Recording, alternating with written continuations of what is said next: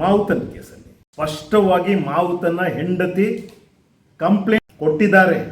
ಯಾರ ವಿರುದ್ಧ ಕೊಟ್ಟಿದ್ದಾರೆ ಅಂತ ಹೇಳುವಂಥದ್ದು ಪೊಲೀಸರಿಗೆ ಗೊತ್ತಿಲ್ವಾ? ಯಾವ ಹೆಸರಿದೆ ಅದರಲ್ಲಿ ಅಂತ ಗೊತ್ತಿಲ್ವಾ? It is an heinous crime. ಯಾರು ಮಾಡಿದ್ದಾರೆ, ಯಾರು ಬಂದು ಬೆದರಿಕೆ ಒಡ್ಡಿದ್ರು ಅನ್ನುವಂಥದ್ದು. ಎಲ್ಲಿ ಕರೆದು ಅವ್ರನ್ನ ಇಂಟರೋಗೇಟ್ ಮಾಡಿದ್ದೀರಿ, ಇನ್ವೆಸ್ಟಿಗೇಟ್ ಮಾಡಿದ್ದೀರಿ. ನ್ಯಾಯ ಕೇಳಕ್ಕೆ ಹೋದವ್ರನ್ನೆಲ್ಲರನ್ನೂ ಒಳಗಾಕೊಂಡು ಹರಿತೀರ. ಎಲ್ಲ ಕೇಸುಗಳನ್ನು ನೀವು ಈ ಷಡ್ಯಂತ್ರ ಅಂತ ಹೇಳುವಂಥದ್ದನ್ನ ಮುಂದೆ ಬಿಟ್ಕೊಂಡು ಅದರ ಇನ್ವೆಸ್ಟಿಗೇಟ್ ಮಾಡ್ತಾ ಹೋಗ್ತೀರಾ. ಯಾರು ಎಷ್ಟೆಷ್ಟು ಪರ್ಸೆಂಟೇಜು ಷಡ್ಯಂತ್ರ ಮಾಡಿಬಿಟ್ಟಿದ್ದಾರೆ ಅಂತ. ಶೋಭೆನ ಇದು ಒಂದು ಡೆಮಾಕ್ರಸಿಗೆ ತರುವಂತಹ ಗೌರವ. ಪೊಲೀಸ್ ಅಧಿಕಾರಿಗಳು ಇನ್ನು ಎಷ್ಟು ನಂಬಬೇಕು ನಾವು? ಹಾಗಾದರೆ ನಾನು ಯಾವಾಗಲೂ ನಂಬ್ತೀವಿ ಅಂತ ಅಂದ್ಕೊಂಡೇ ಬಂದ್ವಪ್ಪ. ನೀವು ಮಾಡೋದಾದರೂ ಏನು, ನೀವು ಮಾಡ್ತಿರೋದಾದರೂ ಏನು? ಇದು ಒಳ್ಳೆಯ ಲಕ್ಷಣ ಆಗೋದಿಲ್ಲ. ಒಳ್ಳೆಯ ಪೊಲೀಸಿಂಗ್ ಲಕ್ಷಣವೇ ಅಲ್ಲ ಇದು.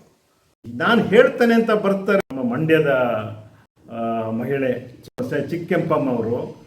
ನಾನು ನೋಡಿದ್ದೀನಿ ಅಂತ ಬಂದರೆ ನೀವು ಅವರನ್ನೇ ಷಡ್ಯಂತ್ರಕ್ಕೆ ನೀವು ಮಾಡಕ್ಕೆ ಬಂದಿದ್ದೀಯ ಅಂತ ಹಾಕ್ತೀರಿ. ಅವ್ರನ್ನ ಯಾವನೋ ಒಬ್ಬ ಈಡಿಯಟ್ನ ಕರ್ಕೊಂಬಂದು ಮುಂದೆ ಬಿಡ್ತೀರಿ. ಅವ್ರು ಜೈಲಲ್ಲಿ ಇದ್ರಿ ಅಂತ ಅನ್ನಿಸ್ತೀರಿ. ಇನ್ನೂ ಒಂದು 4 ಮಾಧ್ಯಮಗಳ ಮೂಲಕ ಒದರ್ತಾನೆ ಇರ್ತೀರಿ. This is not a good symptom in the democracy. ಜನ ಎಲ್ಲರೂ ನಂಬಿಕೆಗಳನ್ನ ಕಳ್ಕೊಳ್ತಾ ಹೋಗ್ತಾರೆ. ನಿಜವಾದ ಧರ್ಮ ಅಂದರೆ ಏನು ಅನ್ನುವಂಥದ್ದನ್ನು ನಾವು ಇವತ್ತು ಪ್ರತಿಪಾದಿಸ್ತಾ ಹೋಗಬೇಕು. ಅನ್ಫಾರ್ಚುನೇಟ್ಲಿ ಯಾರೋ ನಾಯಿಗಳು, ನರಿಗಳು, ಗೂಗೆಗಳು, ಕಾಗೆಗಳು ಧರ್ಮದ ಬಗ್ಗೆ ಮಾತಾಡುವಂಥದ್ದನ್ನ ನಾವು ನೋಡ್ತಾ ಬರ್ತಾ ಇದ್ದೀವಿ. ಯಾವ ಒಬ್ಬ ಮನೆ ಒಳಗಡೆ ದಂಧೆ ನಡೆಸ್ತಿದ್ದಂಥ ರಿಟೈರ್ಡ್ DOSP ಅಷ್ಟೂ ವರ್ಷ ಇಲ್ಲಿಯ ಪ್ರಗತಿಪರರಿಗೆ ಚಳ್ಳೆಹಣ್ಣು ತಿನ್ನಿಸ್ತಿದ್ದವನು ಅವ್ರ ಜೊತೆಲಿ ಇದ್ಕೊಂಡು ಯಾವತ್ತು ಅವನು ಬಣ್ಣ ಬಯಲಾಯ್ತೋ ಥಕ್ಕಂತ ಅವನ ಪ್ಲೇಟ್ನೇ ಚೇಂಜ್ ಮಾಡಿಬಿಡ್ತಾನೆ. ಯಾರ್ಯಾರು ಬಲಿಷ್ಠವಾಗಿ ಇವತ್ತು ಧರ್ಮಸ್ಥಳ ಪ್ರಕರಣದಲ್ಲಿ ಇದ್ದಾರೋ, ಅದಕ್ಕೆ ಆ ಪ್ರಕರಣದಲ್ಲಿ ಆರೋಪಿಗಳ ಪರವಾಗಿದ್ದಾರೋ ಅವ್ರ ಜೊತೆ ಸೇರ್ಕೊಂಡ್ಬಿಡ್ತಾನೆ. ಎಷ್ಟು ಸುಲಭವಾಗಿ ಅವ್ರ ಸಿದ್ಧಾಂತಗಳನ್ನ ಬದಲಾಯಿಸ್ಕೊಳ್ತಾರೆ. ಅಲ್ಲಿ ಯಾಕಂದರೆ ಅವನಿಗೊಂದು ಶೆಲ್ಟರ್ ಬೇಕೀಗ. ನಾವು ಬಿಡೋರಲ್ಲ ಅವನ್ನ. ಈಗ ಅವನು ಧರ್ಮಾತ್ಮ ಅನಿಸ್ಕೊಳ್ಳೋದಿದೆಯಲ್ಲ ಈ ದೇಶದಲ್ಲಿ, ಧರ್ಮಾತ್ಮ ಅನಿಸ್ಕೊಂಡ್ಬಿಡೋದಿದೆಯಲ್ಲ.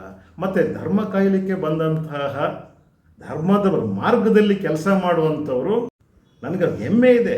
ಅದೇ ಕೆಲಸ ಮಾಡ್ತಾ ಬಂದಿರೋದು. ಒಂದು ಮಗುವನ್ನು ರಕ್ಷಣೆ ಮಾಡೋದು ಅವನೇ ಹೇಳ್ತಾನಲ್ಲ, ಸ್ತ್ರೀ ವಿಮೋಚಕರು ಅಂತ ಬಾಯಿ ತಪ್ಪಿ ಹೇಳಿದ್ದಾನೆ ಅವನು.